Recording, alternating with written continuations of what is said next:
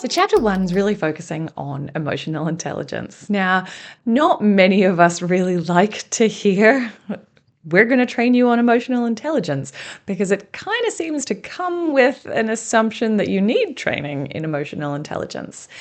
And the honest reality is most of us do. There is almost never a situation where everybody involved or even anybody involved couldn't have done something differently, couldn't have reflected more on themselves or understood more about somebody else that couldn't improve the outcome of a situation.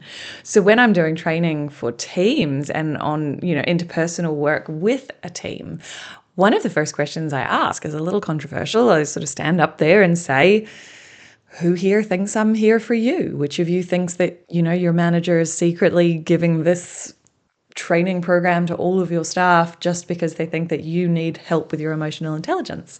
And usually there's 4 or 5 people who sort of sheepishly put up their hand a bit shyly.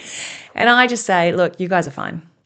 If you are here and can acknowledge and worry about the fact that you might have room for improvement in this space, then you're going to get lots out of this, and you're probably already working on as much as you can. For those people who didn't put up your hand, the people who don't feel like you need any help with emotional intelligence, generally, it's you that I'm here for. Because it very much is one of those skills that we don't know it. Because, of course, the key principle of emotional intelligence is understanding ourselves well and how we can relate to others and how others are relating back to us. And so if you don't know that you're bad at that, you're not going to notice. And so it's a bit of a catch-22. So please don't take this to mean that I think you personally are not good at emotional intelligence. I think that the key point here is everyone has something to learn. There isn't a conflict in history that went down where someone couldn't have improved something that they did, whether that was about themselves and how they behaved, or whether that was just a little bit more understanding of why the other person was behaving how they behaved, which might have changed an outcome. So when we talk about emotional intelligence, it's important to know that we're really talking about your ability to regulate and understand your own emotional responses.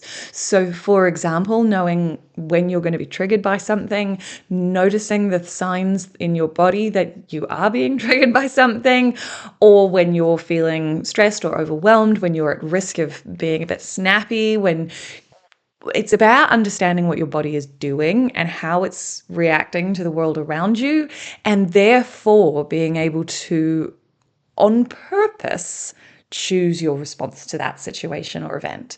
Whereas people who still need a fair bit more development in their emotional intelligence have a tendency to see an external situation happen, not understand why their body reacts in such a negative way, and therefore their reactions tend to come from a place of sort of immediate reaction.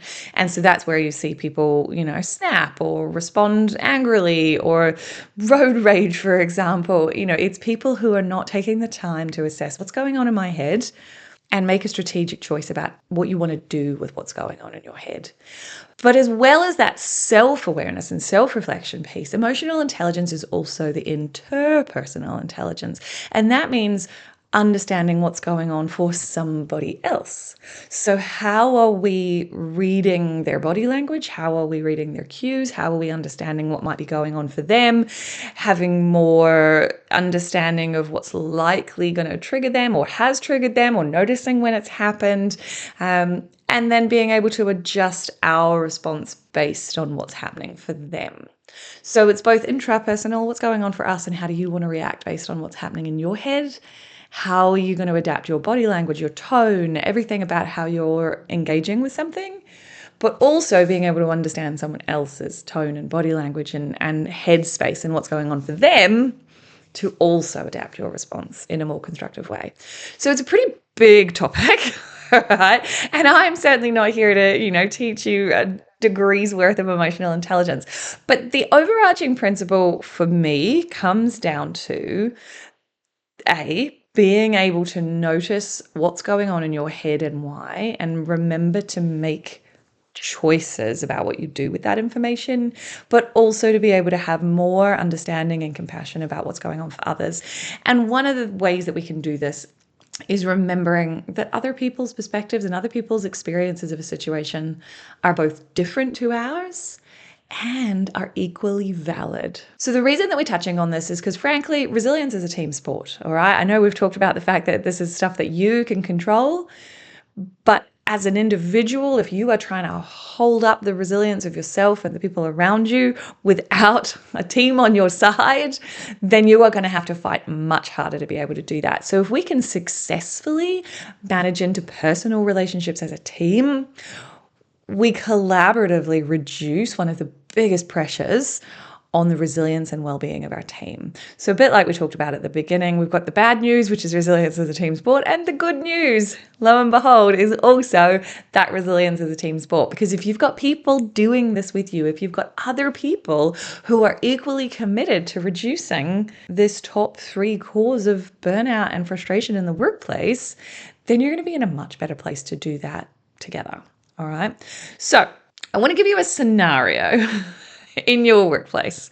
Now, this is a very odd exception to this rule where, some people are blessed to work independently at home. And if that works for you, fantastic. I know for me, it's not the most successful. I am I fall into that category of evolutionary need for human engagement and interaction. So working in isolation at home isn't actually well suited to my personality, despite all of the exceptional conveniences of it. But what I want to propose to you, for the majority of us who are at work in a workplace, be that a shelter or a veterinary clinic, or even if you're in industry or in leadership and you're not actually on the floor every day, you're still mostly engaging with people most days. And if you are in that category of people who are feeling like people are one of the top frustrations of your job, I want to ask you the question. I want to set the scene, right? Imagine this imaginary scenario that you walk in to work tomorrow morning and there are no more people frustrations. There is nobody to interrupt you, nobody that messes up, nobody that's doing things in a different standard to you, nobody that questions how you do stuff, nobody that you have to question how they do stuff. Everything's done on time, everything's efficient and smooth and silent, and everything just goes without the frustration of all of those people elements, all right? And now, there's quite a few people who are sitting there going, yeah, I could get behind this. I could work with that vision. But of course, what that looks like is that there aren't any people involved in that. If you get to do everything autonomously and there is no friction and there is nobody else that won't meet the exact same standards and assumptions and perceptions that you have, that's because there's no other people in that workplace. And most of us, and I mean even introverts, yes, I know introverts sit there and go, oh no, I'd be happy not to talk to anybody all day. We are biologically programmed to want connection and community. So yeah, extroverts are more energized by that situation, whereas of course we know that introverts are better placed to re-energize themselves with alone time. That doesn't mean that they don't need those human connections. It just means that they recover from a difficult day in a different way. All right. So what I want to put to you is that the price of having people in your life, of having community, of having fun, of having a chat, of having people to bounce off, of having people to debrief with and vent to, the price of people is people. And sometimes that's unpleasant and sometimes that's frustrating, but it's the cost of admission. And so we need to do what we can do to make the value of that even higher and reduce the cost. Okay, so the cost of admission, the price of people being people, we really want to make the value of those people higher and the cost of them, the frustrations that they cause us, to be a lot less significant burden on our resilience and well-being. All right. When we talk about emotional intelligence, one of the things is around, am I the problem? Okay. And if you are in a situation where you are having regular conflict in the workplace, if you are butting heads, there's kind of 2 different ways that people's thought processes tends to go. Some people go straight down the path of, oh my God, I'm the problem. There's something wrong with me. I'm not equipped for this. There's something wrong with me, right? And there are another group of people who tend to go down this is a people issue, other people suck. That type of demographic of people aren't very good at what they do, or they're always close-minded. I know I've had personal experiences with this in my quite early leadership roles. I was in my late 20s and I had a role in which I was kind of the young upstart, as it were, coming in with a group of middle-aged women who really did not like what I was doing, and they did not like how I was doing it. And at the time, it was so clear to me that these people were behaving poorly. And the honest truth is they were. They were behaving terribly. There was legitimate bullying going on in that scenario. But with hindsight, when I then moved on to my next leadership role and discovered that I also had conflict with a couple of middle-aged women, it started to become clear that even if it is those people displaying poor behaviors, there is something I could be doing differently that would reduce this friction and make me more able to be effective and less frustrated. Now, please don't misunderstand the fact that when people are bullying you, that is not okay. You need to get help and you need to make sure that that is treated with the utmost of respect that it should be given. But my point here is that there is almost no situation in which you shouldn't stop and self-reflect on how could I help us move forward. Even if the other person is the bad guy, which in your head is true, objectively may still be true, but that doesn't mean that you're off the hook on trying to make the situation better. So my answer to am I the problem is yes. And that's uncomfortable to hear, especially if you're one of that first group of people who already thought that and who was already very, oh no, I'm terrible at this. This is all on me. People just don't like me, or whatever those thought processes that are going on for you are. But the truth is that it's empowering to know that in any situation, no matter how poorly somebody else is behaving, there is something we can do, that we are still in control of our own responses, and that we can always be the bigger person. Now, don't get me wrong, it is tiring to be the bigger person time after time and time and time again. But this is where we have to make our choices about where our level of emotional intelligence and our level of self-reflection and personal accountability for our behaviors has to become a question we want to properly reflect on internally. Sit with the discomfort of, yeah, this is exhausting. Yeah, I shouldn't have to do this. I shouldn't have to be the bigger person when it's them who is behaving poorly. But ultimately, the question has to be is what is serving me? And is sitting here doing nothing, feeling awful about this, serving me? Probably not. So this is where psych safety comes in. Of course, if there is genuine poor behaviors that are, unprofessional or, antisocial behaviors going on, you should be working with your manager on this. But you still have actions that you can take to ensure that you feel the best you can about what's going on for you. And really, that's all emotional intelligence is. So I want to propose to you something that we call the manual. All right. The manual is effectively each of us, every single individual on the planet, having a set of instructions for how we work, how our brains work, how we interpret the world, how we take one thing and turn it into another, how we perceive things, what outputs we give, what things we're designed to be good at and less good at. We each have an operating manual. And the problem with this is that we assume that everyone else's manual says the same stuff as ours. We assume that our manual is the right manual, right? There are nearly 8 billion of us on this planet. We all have a very different manual to one each other. Yours is only one version of a good manual.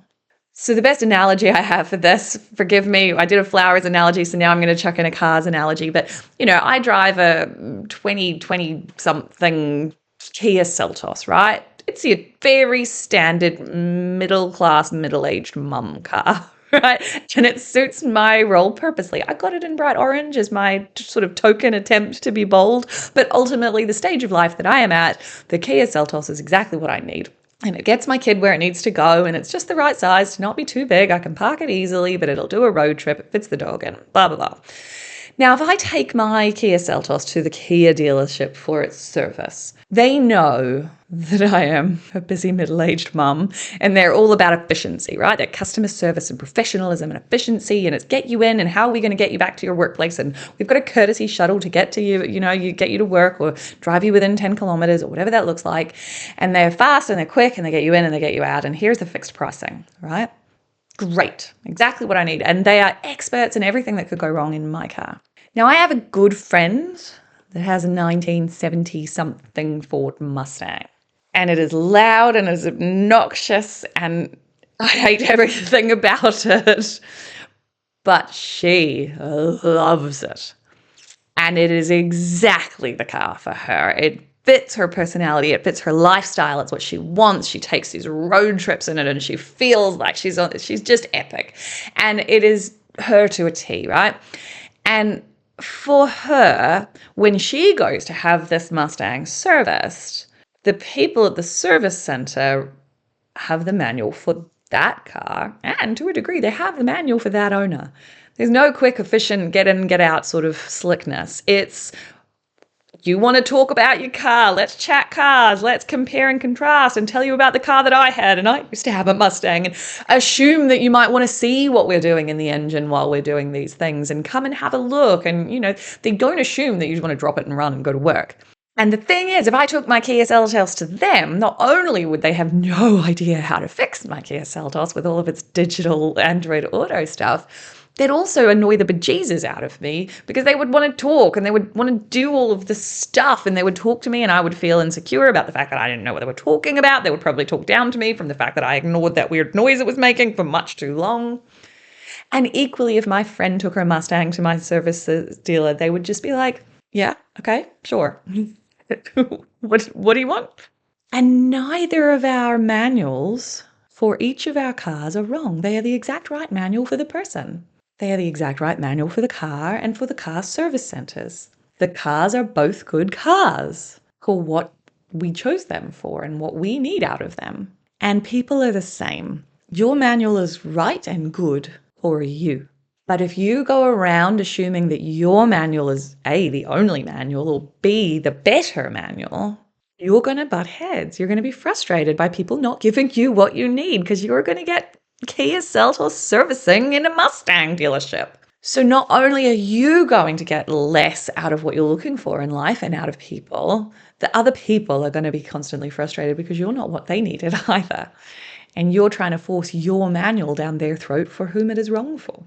So the manual is essentially the unwritten rules that you believe to be true. Now, for most of us, these things are set when we're really young, when we're toddlers and our parents are teaching us values, and maybe our religious groups or our wider community are sharing some of their beliefs, and those underlying sort of values and perceptions, the things you believe about yourself, your own identity, your own genetics and your upbringing and your people that you have been friends with, and the echo chamber of attitudes that we live within.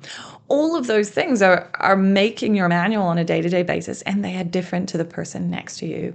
And yours is not more right than theirs is, okay? But we illogically assume that it is, and if it's not, then it should be, right? So what we need to be able to do if we are going to practice high levels of emotional intelligence is genuinely and authentically start learning to believe that a perspective that is different to yours is equally valid, that your manual is not more right than anyone else's manual. Another common way of looking at this very similarly is thinking of the bubble that we go through life with, right? So we are all surrounded by a bubble. No, don't worry, I'm not going to start digging into auras or anything that woo-woo, but I am going to talk about we going through life surrounded by the flying objects around us that are our past experiences, okay? So think of them like satellites going around Earth. It's just all the space junk still out there, all right? Like we sent the spaceship out to God knows where, and the spaceship is what we paid attention to, but actually all of the bits that came off it during the launch and that it was designed for this and they just let it go. And it just floats around Earth, just doing its thing. It doesn't really have a purpose anymore. It's done and dusted what it was designed for, but it's there going around and round and round. That's pretty much the bubble that we go through life in. Each of our past experiences, each of those things that we learned in our manual growing up about values and what's important and what we prioritize and what we care about and what our friends think of us and how susceptible we are to peer pressure, susceptible we are to rejection or perfectionism. That stuff surrounds us like a bubble, like an atmosphere, right? And so when something happens, something completely and utterly objective, remember our shark music from before? Totally objective scenario. Somebody says something. When it gets to us, it's passed through the quagmire of your messy bubble, right? So you're never really getting 100% objective, undistorted reality. You are only getting reality through your bubble. And you know how like water changes direction just the tiniest bit when it hits water, or when light hits water, it changes direction this tiniest bit? That's effectively what's happening to you. A lot of the key elements are the same, but it's got a different angle to it. It sort of refracts it a different way. And as it hits your bubble, by the time it's gotten to you, it's gone through that quagmire of your past rejections, your past hurts, your past values, your existing support mechanism. And all of that makes up the information that hits you, which is why that exact same objective thing that person said could hit another person and be interpreted 100% differently because their bubble says different things.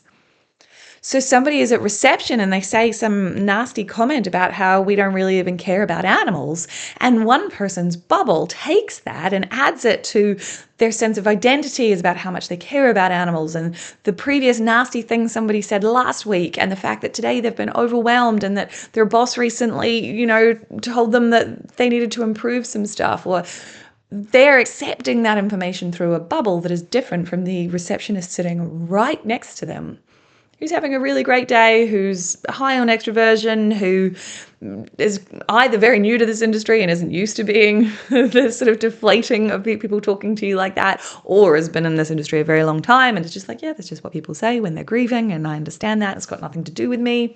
Neither of those thought processes are wrong or right.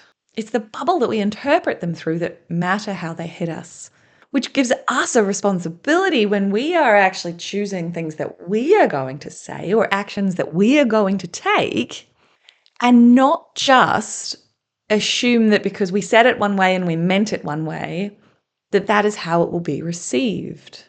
Because it is going out through your bubble, which distorts it a tiny bit, and it is going in through someone else's bubble, which says totally different things to you. So we have a responsibility to understand that our intent isn't actually what's important in a situation. How it's perceived is. How things land is important, even if you meant them one way or another. All right, so we have a responsibility in two directions.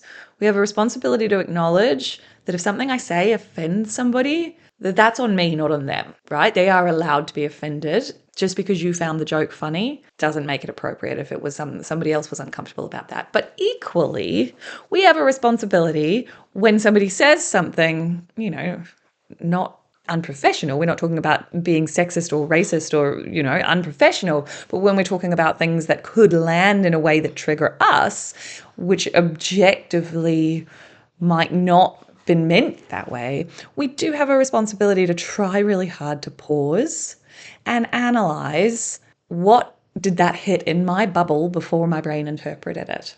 And that doesn't necessarily let the other person off the hook, but it does help us to come up with the most appropriate and constructive way forward, as opposed to letting things hit us and us not manage to identify that that's gone through a filter between what they said and what we heard, and just coming back at them as if they are a total irresponsible twit and how dare they, and of course they should have known that that was inappropriate. Now, if something was inappropriate, yes, absolutely, you should be calling them on that, but without the assumption that their manual and your manual are reading the same way, because you know that your bubble diffracted a little bit of that information. Okay, so again, I do want to reiterate, this doesn't let people off the hook for being inappropriate. This doesn't let you off the hook for being inappropriate either. But it does give us a little bit more insight into high levels of emotional intelligence, being able to pause, being able to notice what our bubble has done with that situation, and on purpose make a choice about how we want to respond rather than just letting our bubble respond for us.